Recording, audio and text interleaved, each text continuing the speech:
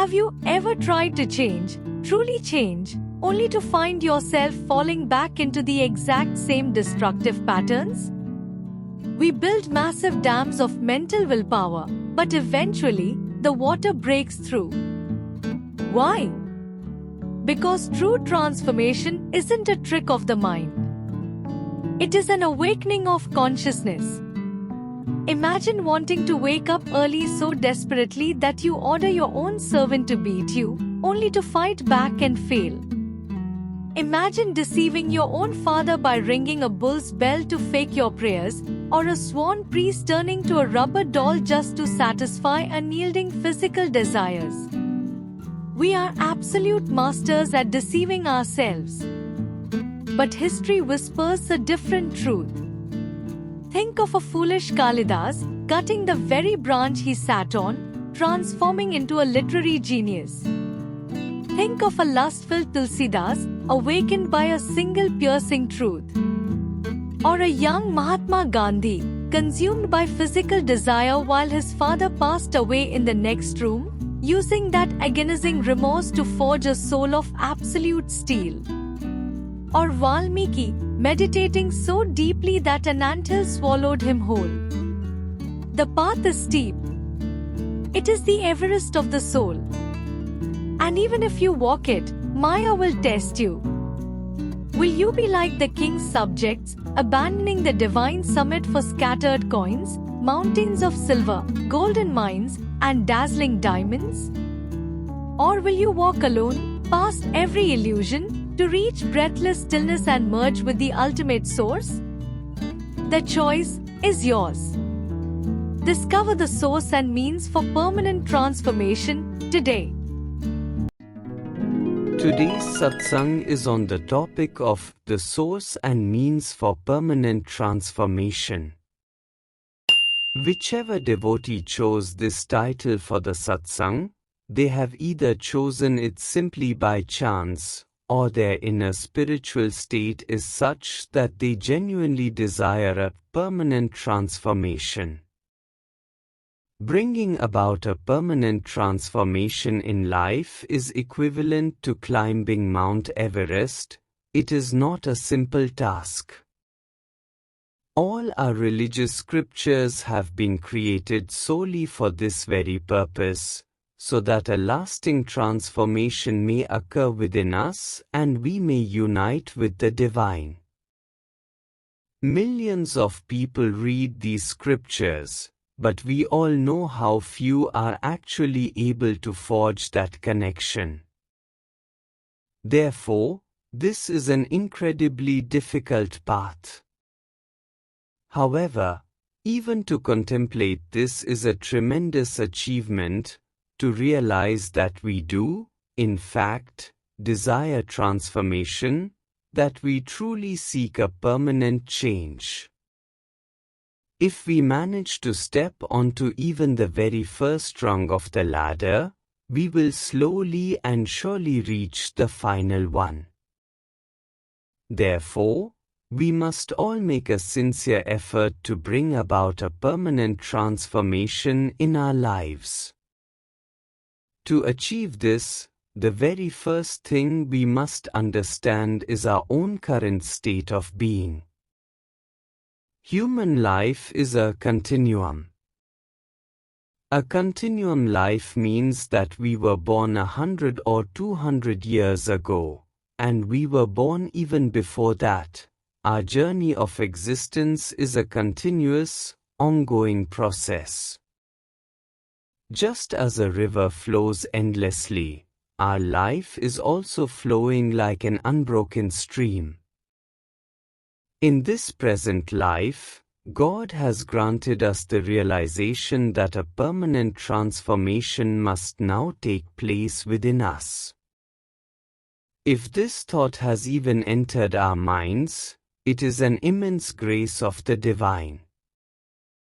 Therefore, we must nurture, embrace, and expand this thought within our lives as much as we possibly can.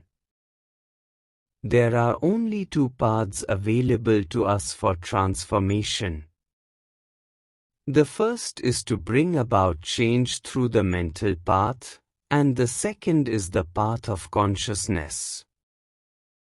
First, let us discuss the mental path. What is the mental path?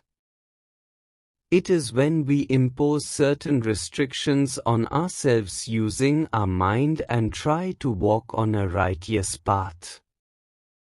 It is just like building a dam. Water will keep accumulating behind it, and once it is full, everything will depend entirely on how strong that dam is. If we have made a resolution, and if that resolution is weak, the water will inevitably break through and overflow. Therefore, the mental path can only influence our lives for a temporary period.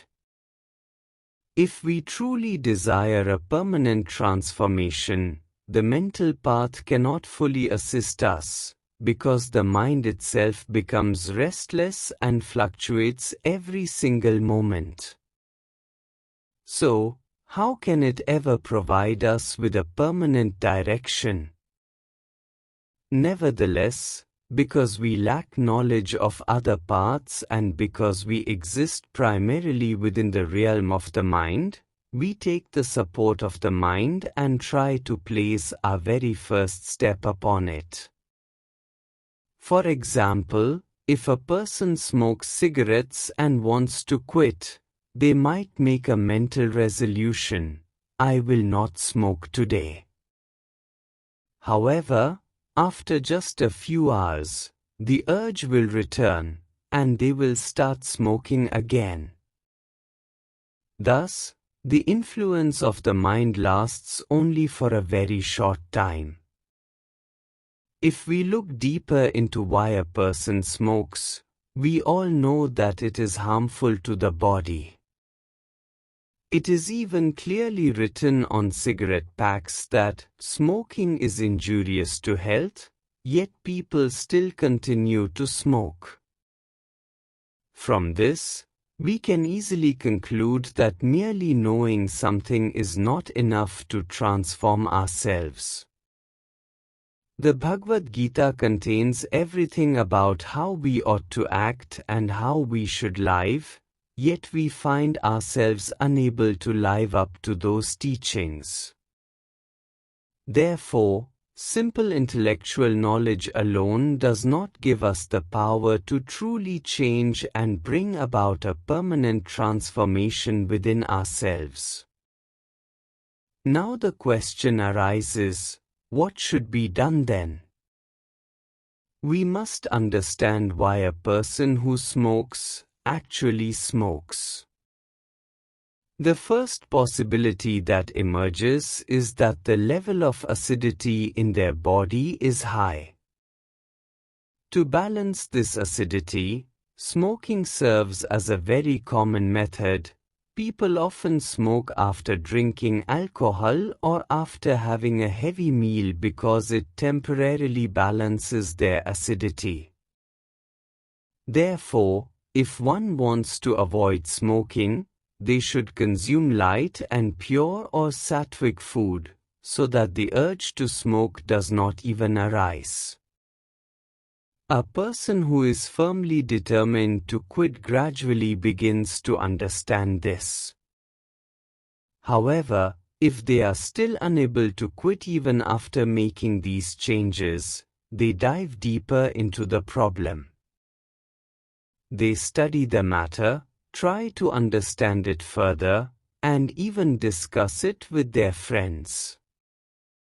They do this because they genuinely want to quit and truly desire a permanent transformation within themselves.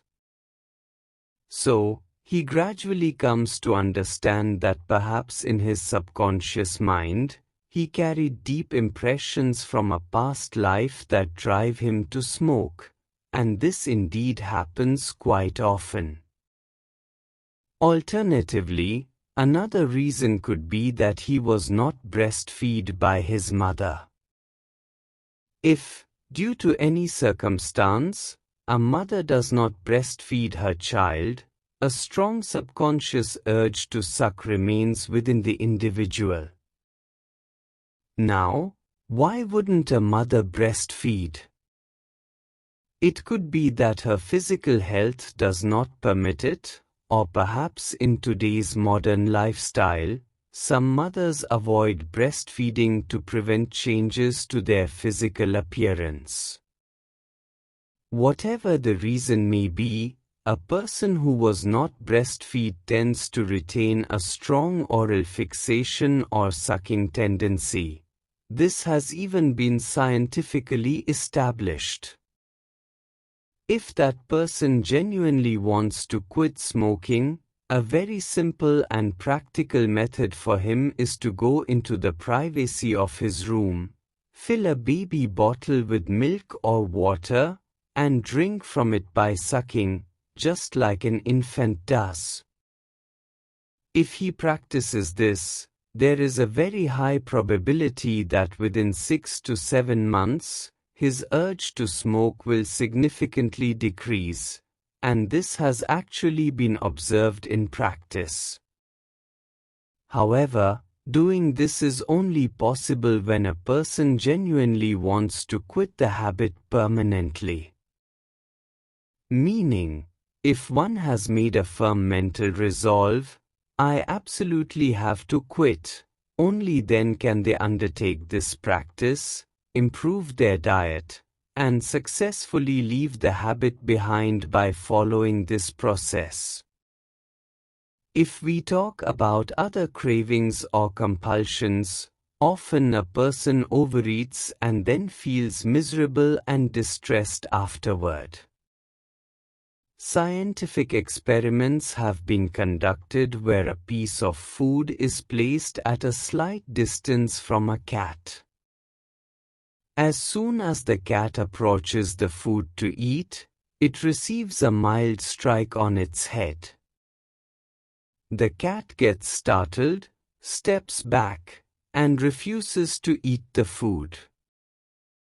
The point being made here is that if you can create a sense of fear or consequence within yourself, you can save yourself from overeating. You must mildly discipline yourself or constantly keep in mind the physical distress and suffering that overeating causes you. Just as the cat anticipated the strike, if you keep the thought in your mind that, I too will face a similar blow or suffering if I overeat, you can gradually stop this habit. However, this requires a tremendous amount of mental strength and willpower. Only then does it truly become possible. A person once decided, I will wake up early in the morning and perform my spiritual practice. However, waking up early was extremely difficult and painful for him.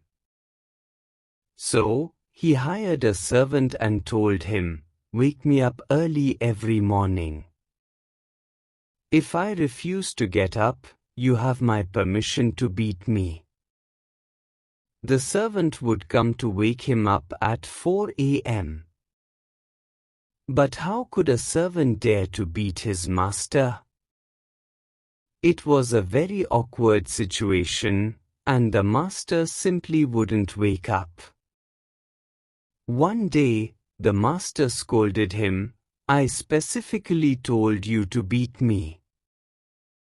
Even if I try to hit you back, you must hit me twice as hard. The situation eventually escalated to the point where the servant actually started beating the master. The master would resist and hit back a little, but the servant would hit him even harder, just as he had been commanded. Ultimately, the person failed and gave up on this method as well, coming to the profound realization, if I rely on external support or force, I can never truly transform myself. And so, he abandoned this method entirely. Now the question arises, for some people, God Himself opens up paths so they can transform themselves. But if a person simply lacks the mental willingness or intention to change, how can they possibly be transformed? A person's father once told him, "Son, when you return home in the evening, you should perform God's prayer and take the Lord's name for a while." However, no matter how hard the son tried, he just couldn't bring himself to do it. Eventually, to deceive his father, he came up with a cunning trick. He had once seen a bull working at an oil press. A bell was tied around the bull's neck, and as it walked in circles extracting oil, its master comfortably did his own chores. The man had asked the master, "What if this bull simply stops walking and just stands in one place, shaking its head to ring the bell?" The master had replied, "A bull doesn't possess that kind of deceptive intelligence. Only a human being is capable of doing such a trick." Taking inspiration from this, the man hung a bell in his room. He would pull the string to ring the bell while continuing to do his own worldly chores. Hearing the bell, his father would happily assume that his son was taking some time to perform the arti. So, even if God wants to put you on the right path, you still manage to find some way or another to stray down the wrong path. God made a certain person a priest so that he could move closer to the divine and transform himself permanently, but the man himself simply did not want to change. He harbored so many intense erotic desires within him that he just could not bring himself to transform. Now, given his religious role and woes, he could not get married. So, in order to fulfill his physical urges, he acquired a rubber doll and started using it as if it were his wife. Therefore, when you lack the genuine inner will to change yourself, then even if God continuously places you on the right path, you will inevitably find some loophole or a wrong path to fulfill your desires.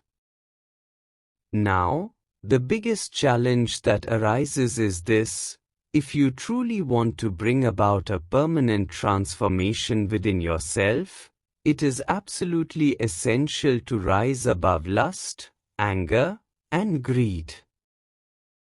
Among these, the greatest struggle is usually with lust and the surge of erotic desires. For a person who genuinely wishes to rise above all these physical and emotional pulls, the very first and most crucial step is to keep a strict control over their diet. This is because whatever food we consume generates energy within our body. This energy is what keeps our heart beating, enables us to perform our daily tasks, fuels our thinking mind, and allows us to move about. Whatever surplus energy remains in the body after all these necessary functions are completed is exactly what drives and pushes us toward lustful thoughts and desires. Therefore, if we eat a measured and balanced diet, consuming only what is required, so that all the energy we receive is properly utilized by the body's natural functions, the urge of lust will arise within us to the absolute minimum. A certain man wanted to completely transform himself. He approached many people, asking, What should I do? I want to move towards God and achieve a permanent transformation in my life. However, I cannot give up my favorite foods, I cannot quit drinking alcohol, nor can I renounce women. So, what should I do? He visited many people, including various sages and saints, but everyone gave him the exact same advice: until you remove all these indulgences from your life, you will never be able to move towards God. Eventually, he went to one particular sage who told him, "You can keep doing everything you are currently doing. Just practice the specific method of meditation that I teach you for half an hour in the morning and half an hour in the evening. Then, come back to me after exactly 1 month and tell me what changes you experienced.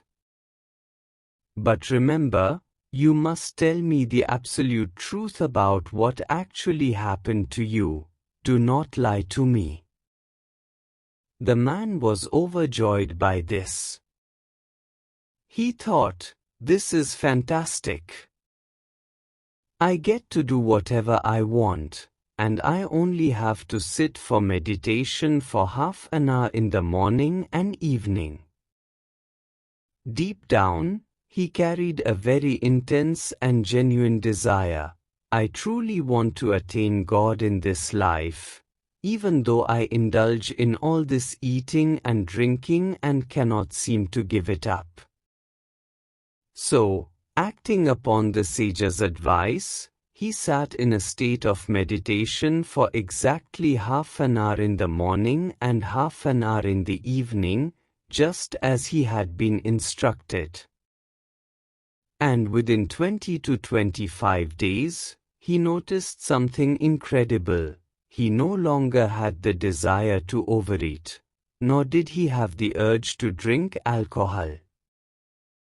Even though all those indulgences were readily available right in front of him, the cravings were completely gone. He was absolutely astonished. After a month, when he returned to the great sage, he explained his entire state of mind, saying, "Even if I try to indulge, I just cannot bring myself to eat or drink those things. There are no external restrictions on me, but the inner desire itself has simply vanished." Hearing this, the great sage told him, "No matter how many external efforts you make, you cannot forcefully give up anything. Until you transform your inner state of being, no permanent change will ever take place in your life." So, this transformation was remarkably permanent in his life. To ensure it remained permanent, he did not abandon his spiritual practice, and within just a year or two, a massive and lasting transformation occurred within him. The deeper meaning here is this: if a piece of cloth is entirely black, it will first take many years just to wash it and make it white. Only after it becomes completely white can any other color be successfully dyed onto it. If you look at the lives of enlightened beings like Buddha and Mahavir, their cloth means their inner consciousness was already white. Therefore, it took them only 5 to 7 years to be fully dyed in the divine color of God. However, if an ordinary worldly person wishes to achieve a permanent transformation, they must realize that their cloth has been stained black across many lifetimes. They will have to undertake a long and profound inner journey. Their deep-rooted worldly desires and compulsions, which are currently in a completely blackened state, must first be cleansed and purified to become white. Only after this purification process is complete will the true color of the divine finally take hold. It is incredibly difficult to say exactly how much time this process of transformation might take. Look at Valmiki, for instance, whose story I shared with you earlier.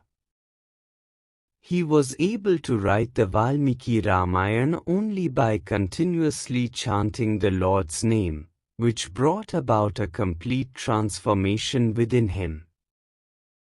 It took him more than 20 to 25 years of intense meditation. An anthill formed around him, and even birds built their nests upon it. Only after such immense penance did a complete transformation finally occur within him. Similarly, consider Tulsidas ji. It was only after hearing the sharp, piercing words of his wife that he was able to let go of his worldly attachments and lust. He then dedicated himself entirely to the spiritual practice of God and went on to write the Tulsi Ramcharitmanas. A very powerful example before us is that of Mahatma Gandhi. In his youth, he too was deeply entangled in physical desires and completely consumed by lust. Even when his father was severely ill, he remained engrossed with his wife. He has openly confessed all of this in his autobiography, which you can read for yourself. Once, when his father was critically ill, Gandhi was in the adjacent room indulging in physical intimacy with his wife, without a single thought or concern for his dying father. He has clearly documented this state of his mind in his autobiography. Even when his father's caretaker came to call him, warning that his father could leave this world at any moment, he did not leave his wife's side and remained lost in his desires. The next morning, when he realized that his father had passed away, he was filled with such intense disgust, guilt, and remorse toward himself that he could not even find the words to fully express that agony in his book. However, that profound remorse became a turning point. From there, he slowly and steadily transformed himself, eventually rising above his desires to become a Mahatma, a great soul. So, what I mean to say is that until your heart receives a severe blow or a deep emotional shock in life, bringing about a true transformation remains very difficult. You must be aware of the story of Kalidas. He was once so foolish that he would cut the very branch of the tree he was sitting on. He possessed absolutely no intellect or wisdom. But through sincere devotion and spiritual practice of the Lord, such an incredible transformation occurred within him that he went on to write many great literary masterpieces, among which the epic play, Shakuntala, became world famous. Therefore, if you truly desire a permanent transformation in your life, you will have to wholeheartedly, with your entire heart, mind, and soul, let go of worldly attachments and completely dedicate yourself to the divine. And when you earnestly turn towards the Lord, slowly but surely, the divine light of God will illuminate your inner being. I have already shared many methods with you for this journey, practicing breath awareness, practicing Kriya Yoga, and chanting mantras. How many years this practice will take, or how much time is required, is very difficult to say.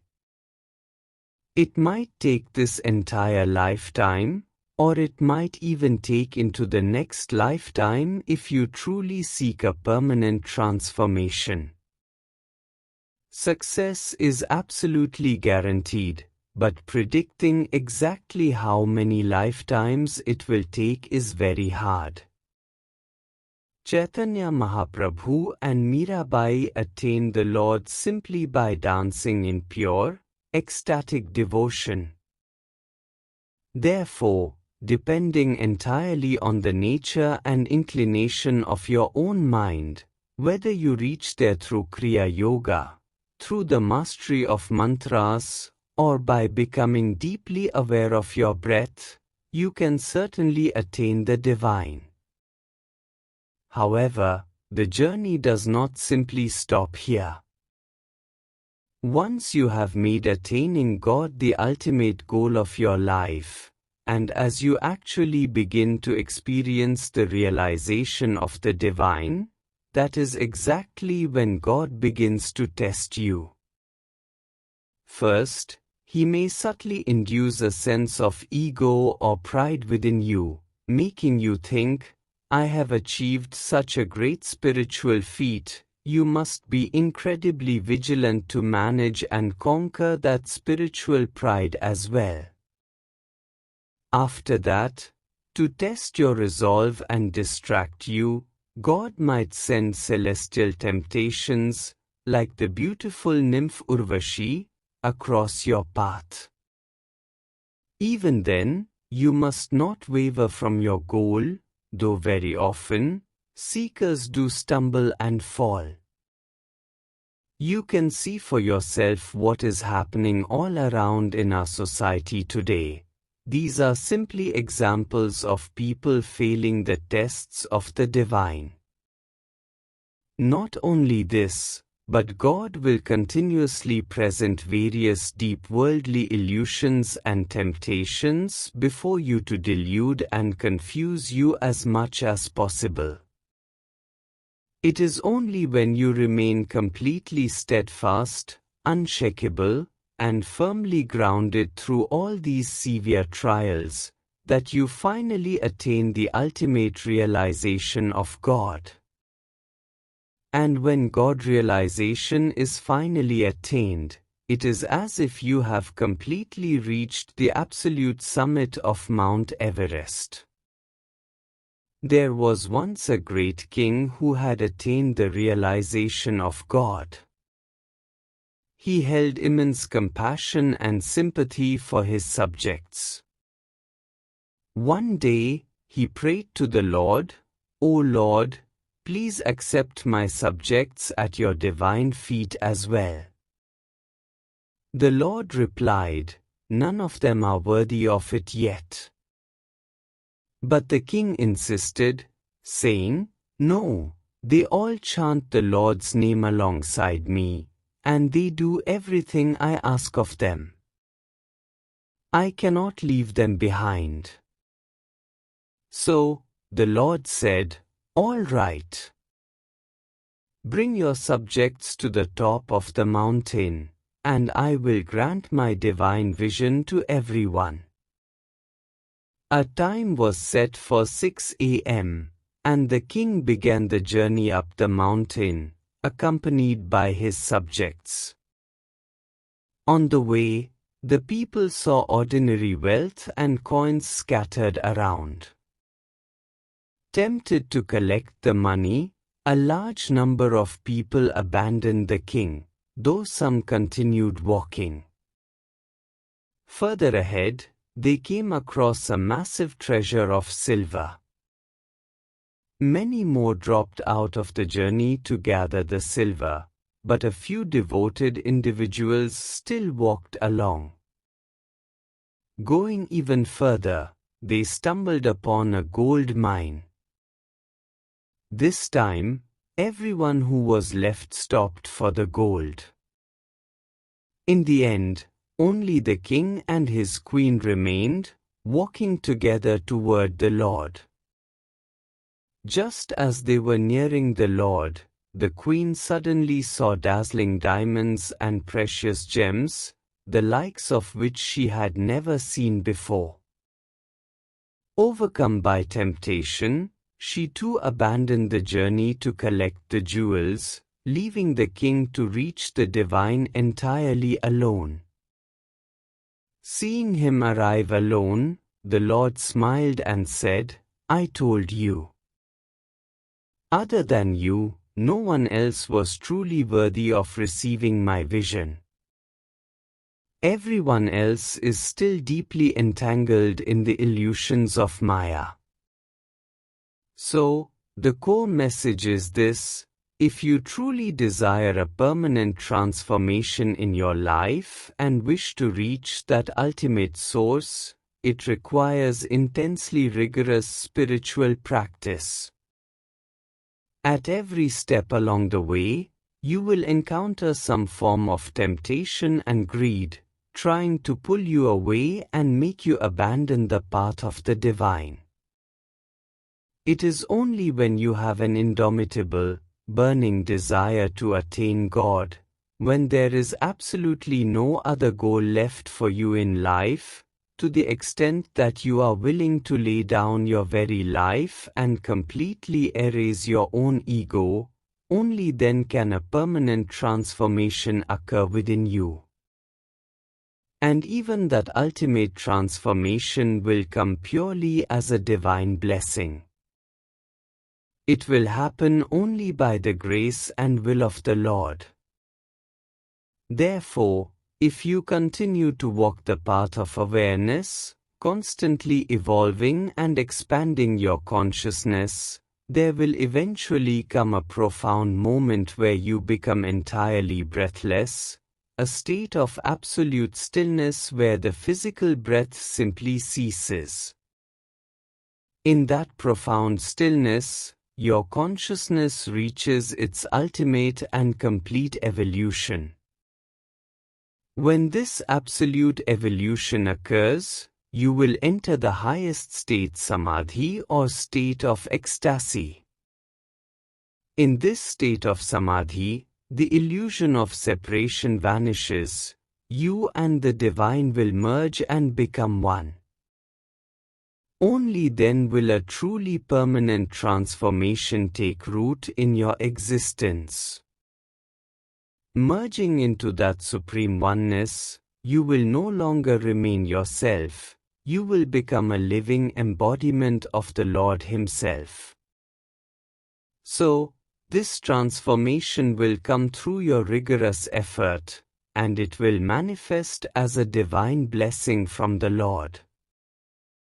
And when it finally arrives, there will be no joy or bliss greater than this.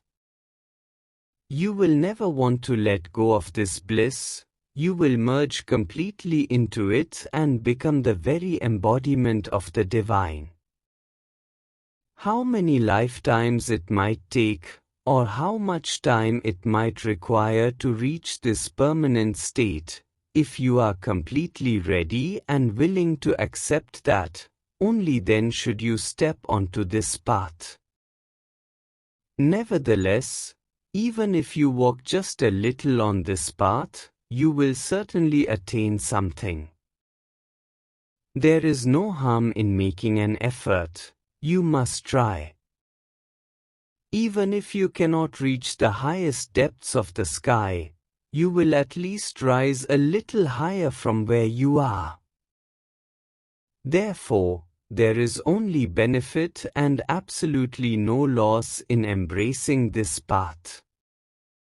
However, if you do choose to walk this path, strive with all your might to achieve it in its absolute completeness. Therefore, always pray to the Divine, O Lord, grant us a permanent transformation, so that we may ultimately reach your lotus feet.